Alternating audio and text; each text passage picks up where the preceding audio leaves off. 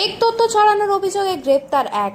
আজ রাজ্য পুলিশের একটি ফেসবুক পোস্ট নজরে আসে, যেখানে এক ব্যক্তি স্কুল সার্ভিস কমিশনের আসন্ন এসএলএসটি পরীক্ষার প্রশ্নপত্র এবং তার উত্তর পরীক্ষা দুদিন আগে পাইয়ে দেওয়ার কথা বলছে। উক্ত পোস্টটিতে এই ব্যক্তি নিজেকে মুর্শিদাবাদের বলে দাবি করেন।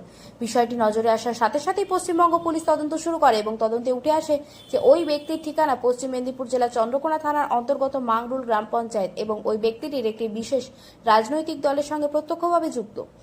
আগামী 7 এবং 14 সেপ্টেম্বর তারিখে অনুষ্ঠিত হতে চলা স্কুল সার্ভিস কমিশনের এসএলএসটি পরীক্ষাকে সন্দিহান এবং কলুষিত করতে এবং সাধারণ মানুষ এবং পরীক্ষার্থীদের মধ্যে প্রশাসন সরকারি পরীক্ষা ব্যবস্থাকে সন্দেহজনক করে তোলার অপচেষ্টা করার চেষ্টা চলছে। ওই ব্যক্তিকে শনাক্ত করে পুলিশি হেফাজতে নেওয়া হয়েছে এবং প্রয়োজনীয় আইনানুগ ব্যবস্থা নেওয়া হচ্ছে রাজ্য পুলিশের তরফে।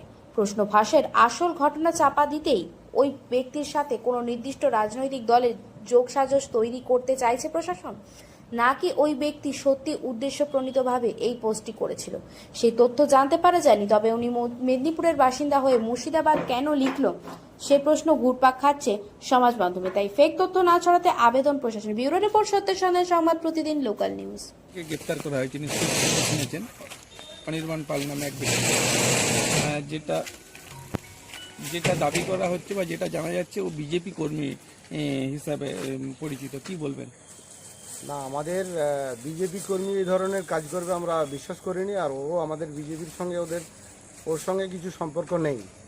আমরা খোঁজ নিয়েছি এবং আমার ওখানে লোকাল নেতৃত্ব যারা আছে তাদের কাছেও বিষয়টি খোঁজ নিয়ে দেখেছি যে ও আমাদের বিজেপির কেউ নয়। আর বিজেপি সমর্থন করে কিনা সেটা তো বলা সম্ভব নয়। তো সেই হিসাবে আমরা এই পোস্টকে সমর্থনও করি না, আর বিজেপি কর্মী বলে এটা আমরা মানতে চাইছি না। কিন্তু আমাদের এই বিজেপি কর্মী করে দেওয়ার পিছনে কিছু তৃণমূলের চক্রান্ত থাকতে পারে। কি করে ও? কি করে আমরা জানি না, আমরা ওর সম্বন্ধে আমরা ইন্টারেস্টেডও নই আর আমাদের কর্মীও নয়। সেই জন্য আমরা এই ব্যাপারটা নিয়ে খুব একটা চিন্তিতও নই। আপনার নাম? আমার নাম মৃত্যুঞ্জয় মণ্ডল। মিথ্যে রাজনীতি আর কিভাবে কতভাবে বলবো সেটা আমি বুঝতে পারছি না। আবার গ্রেপ্তার হলো অরিন্দম নামে বিজেপির একজন কর্মী, মিথ্যে ফেসবুক পোস্ট করেছিল। ফেক ফেসবুক পোস্ট বলা হয়। চন্দ্রকোনা বিধানসভার মাংরুল জিপি থেকে, দিল্লির অমিত মালব্য থেকে অরিন্দম পর্যন্ত, এই যে অরিন্দম বলে যে ছেলেটি গ্রেপ্তার হলো, সবাই এক, সবাই মিথ্যে, সবাই ফেক। উদ্দেশ্য একটাই, বাংলাকে হেয় প্রতিপন্ন করা। উদ্দেশ্য একটাই, বাংলার ছেলেদের চাকরি না পেতে দেওয়া।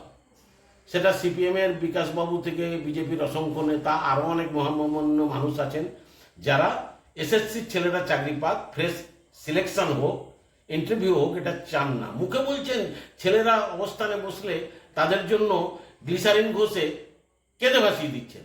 আর সরকার যখন, মমতা বন্দ্যোপাধ্যায় এবং শিক্ষামন্ত্রী যখন উদ্যোগ নিয়ে ছেলেদের এই এতদিনের অপেক্ষার অবসান ঘটিয়ে এসএসসি নিয়োগ করতে যাচ্ছে, পদে পদে তাকে বাধা দিয়ে সেটাকে প্রতিহত করতে চাচ্ছেন।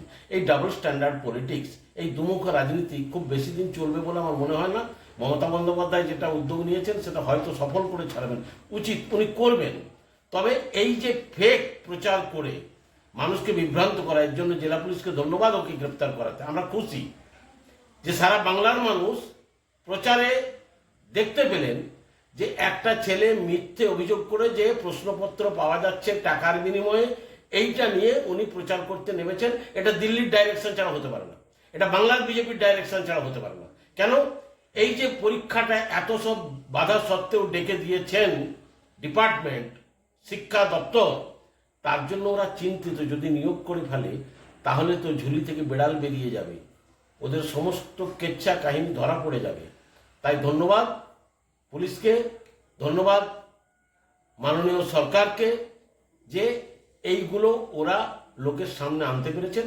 এবং শিক্ষকদের জন্য এসএসসি পরীক্ষা হওয়াটা জরুরি, ওরা হাজার বাধা দিয়েও যেন আটকাতে না পারে।